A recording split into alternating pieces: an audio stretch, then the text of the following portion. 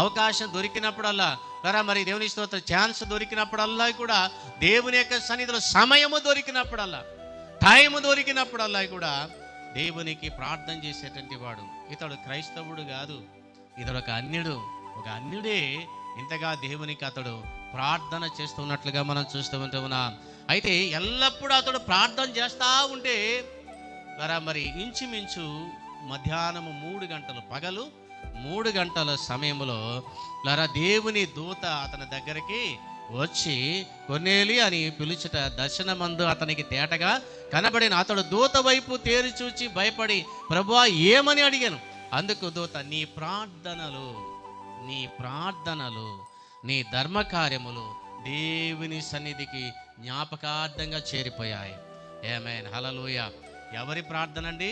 ఒక అన్యుని యొక్క, కొర్నేలి యొక్క ప్రార్థన.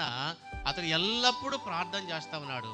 ఆ ప్రార్థన ఇప్పుడు ఏమైందంటే నేరుగా దేవుని సన్నిధికి జ్ఞాపకార్థంగా చేరిపోయాడు.